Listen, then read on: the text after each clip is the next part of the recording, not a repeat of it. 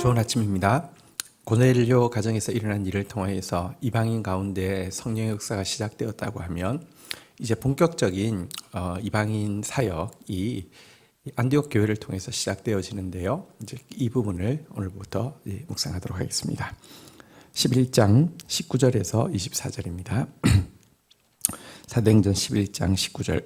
그때에 스데반의 일로 일어난 환란으로 말미암아 흩어진 자들이 베니게와 구브로와 안디옥에 이르러 유다인에게만 말씀을 전하는데 20절 그 중에 구브로와 구레네 몇 사람이 안디옥에 이르러 헬라인에게도 말하여 주 예수를 전파하니 21절 주의 손이 그들과 함께 하심에 수많은 사람들이 믿고 주께로 돌아오더라. 자, 스데반의 일로 말미암아 교회가 도리어 박해 가운데서 사라지는 것이 아니라 도리어 확산되어진 것을 우리는 보게 되었습니다. 그래서 사마리아로 복음이 이르고요. 또 이제 넘어서서 이제 그 샤론 또 요바로 이르고 이런 것을 보았는데요. 이제 조금 더 지경이 확장되어서 베니게 그 구브로 이제 이제 그 이스라엘의 경계 위쪽에 있는 베니게와 또 지중해에 있는 그 구브로라는 섬과 그리고 소아시아의 중심 도시 중의 하나인 안디옥에까지 이르게 되었다라고 이야기하고 있습니다. 물론 복음은 지역은 이렇게 넘어갔지만 그들은 관성이 있기 때문에 제일 처음에는 그 지역에 있는 유대인들에게만 복음을 전했는데요. 구브로와 또 구레네에서 복음을 받은 사람들, 다시 말하면 워낙에 유대인이라고 하지만 이방 지역에서 쭉 자란 사람들, 다시 말하면 예루살렘으로부터 온 사람이 아니라 이제 예루살렘에게서 온 사람들을 통하여서 복음을 받은 이 구브로 구레네 지역의 유대인들은요 조금 더 뭐랄까요 이방인들에 대해서 열려 있었고 또 성령의 인도함 가운데 이방인들에게 복음을 전하게 되었고요. 그런데 놀랍게 하나님께서 이것이 하나님의 뜻이기 때문에 주의 손이 그들과 함께 하셔서 수많은 사람들이 믿고 돌아오는 역사가 일어나게 되었다는 것입니다. 자, 베드로를 통해서 하나님께서 권위와 질서를 가지고 일하시기 때문에 이방인에게 성령의 새 시대가 열리게 된 것은 맞지만 하나님의 이 구원 역사의 주체가 성령이시기 때문에 이제 여기 이름도 알 수 없는 구브로와 구레네 출신의 유대인들을 통하여서 이방의 복음이 힘있게 증거되어지게 되었다는 것입니다. 여기서 우리는 복음 전파의 주체가 성령이심을 다시 한번 확인하게 되고요.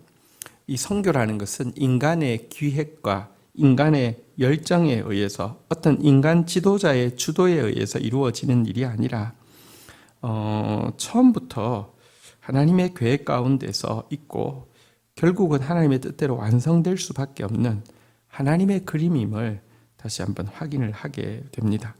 자, 그리고 또 이 일 앞에 베드로가 이방인들에게도 생명 얻는 회개가 주어진다는 사실에 대해서 예루살렘에서 증언한 이후에 또 이것에 대해서 교회가 공감한 이후에 또 이 일이 이루어진다는 것은 하나님께서 미리 이 사건을 예비해 두셔서 이 복음 증거에 교회가 사실은 마음을 하나 되어서 지지하고 지원할 수 있도록 이 이방 선교를 향해서 하나님께서 준비해 두신 것임도 우리가 알게 됩니다.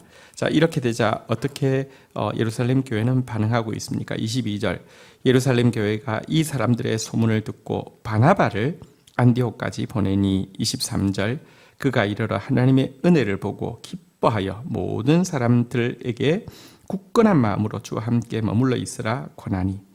자, 이 이방인들이 복음을 받아들인다, 본격적으로 복음을 받아들인다라는 이 소식을 듣고는 예루살렘 교회는요 이것이 하나님의 일임을 받아들이게 되었고 그들을 격려하기 위해서 이 바나바를 이제 파송을 하고 있습니다. 유대 교회가 이방 교회를 받아들인다는 아름다운 손 내밈의 표시죠. 아름다운 연합의 표시인 것입니다. 또 이 일은 미리 바로 앞에 있었던 베드로의 또 이제 그 예루살렘 교회에서의 자세하고 또 겸손한 이렇게 설명을 통하여서 교회가 이것을 받아들일 준비가 되었기 때문에 가능한 일이기도 했지요. 자, 이렇게 내려온 바나바는 하나님께서 그들에게 베풀고 있는 은혜를 보고는요, 너무너무 기뻐했습니다. 마음이 좁으면, 아니, 유대인에게 하나님 복음을 주셨는데 이제 이방인들도 막 들어오는구나 하고 배 아파할 수도 있습니다. 여러분, 내가 은혜 받는 건 좋지만 남이 은혜 받는 것은 배 아파하는 좁은 마음을 가진 사람도 있습니다. 근데 이 바나바는요, 참 상대방 중심의 사람이었고요. 상대방의 필요를 볼 줄 알고 상대방을 위로할 줄 아는 참 좋은 지도자였잖아요. 그래서 그들에게 하나님이 부어주신 은혜를 보고 기뻐했습니다. 그리고 이들에게 하나님이 은혜를 주셨지만 복음에는 박해가 따른다는 사실을 잘 알고 있었기에 굳건한 마음으로 주와 함께 머물러 있으라고 어린 성도들을 격려하고 있습니다. 초대교회는 예수 믿으면 복 받는다, 이게 메시지가 아니었습니다. 복음 정말 가치 있는 것을 위해서는 고난을 감수해야 된다는 것이 초대교회의 가르침이었습니다. 베드로도 보면 사랑하는 자들아 너희를 시련하려고 오는 불시험을 이상한 일 당하는 것으로 당하는 것 같이 이상히 여기지 말라라고 이야기하면서 이 고난에 대해서 당연하게 받아들이라라고 이야기하고 있고요. 바울도 여러 차례 서신에서 보면 너희들에게 이런 고난이 있을 것이라고 이야기하지 않았느냐, 그 일 그대로 된 것이다 라고 그 어린 신자들에게 도리어 이렇게 도전하고 힘을 내라고 하고 있는데요. 바나바 역시 마음을 굳건하게 하여 주와 함께 머물러 있으라고 권면을 하면서 이 이방 교회를 축복하고 있는 장면을 보게 됩니다. 24절에 보면 이렇게 파송받은 바나바에 대해서 소개를 하고 있는 내용입니다. 바나바는 착한 사람이요 성령과 믿음이 충만한 사람이라 이에 큰 무리가 죽게 더하여 지더라. 바나바에 대해서 앞부분에서도 이 위로의 아들이라는 이 이제 바나바가 자기의 재산을 소유를 팔아서 사도들에게 바치는 장면에서 간단하게 소개했지만 여기서 한 번 더 소개를 하고 있습니다. 두 가지 부분을 주로 집중적으로 소개하는데요. 첫 번째는 착한 사람이라는 것입니다. 성품이 착한 사람, 인격적인 사람이다라고 소개하고 있습니다. 두 번째는 성령과 믿음이 충만한 사람이다라고 이야기했는데요. 이것은 이렇게 그에게 신앙이, 그러니까 그 충만한 신앙을 가지고 있다라는 표현이겠죠. 인격과 신앙에 대해서 소개를 하고 있습니다. 이 인격과 신앙이 하나 되어서 함께 된 그런 사람이다라고 소개하고 있고요. 이처럼 인격과 신앙이 하나 된 지도자가 이 안디옥 교회를 돕자 안디옥 교회는 큰 무리가 이렇게 그 주께 더하여 지는 그런 열매를 맺게 되었다라고 이야기하고 있습니다. 초대교회에서 하나님의 일꾼을 세우는 중요한 기준이 무엇이냐고 하면 바로 이 인격과 신앙이 함께 갖추어진 모습이었습니다. 성령과 지혜가 충만하여 칭찬받는 사람이 초대교회의 일꾼이 될 수 있는 자격이었는데요. 성령과 지혜가 충만하다는 것은 또 신앙적인 영역이죠. 근데 칭찬받는다는 것은 인격적인 영역입니다. 여러분 자신의 모습을 한번 돌아볼 수 있기를 축복합니다. 나는 얼마나 성령에 충만합니까? 나는 얼마나 지혜에 충만하고 믿음에 충만합니까? 나는 얼마나 뜨거운 신앙을 가지고 있습니까? 그런데 그것만 봐서는 안 됩니다. 나는 얼마나 착한 사람입니까? 나는 얼마나 칭찬받는 사람입니까? 주위의 사람들이 나를 도무지 칭찬하지 않고 내가 착한 사람이라고 생각하는 사람이 없다고 하면 여러분 나는 워낙 캐릭터가 그래 이렇게 넘어갈 문제가 아닙니다.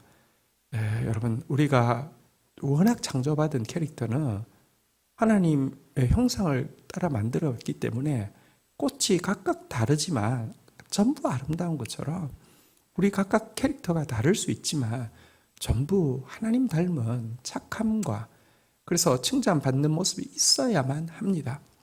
나의 인격적인 모습이 참 주님 닮은 모습 되어지고 또 나의 신앙적인 모습이 성령으로 불타올라서 바나바와 같이 교회를 세울 수 있는 그런 사람 되기를 사모해야 할 것입니다.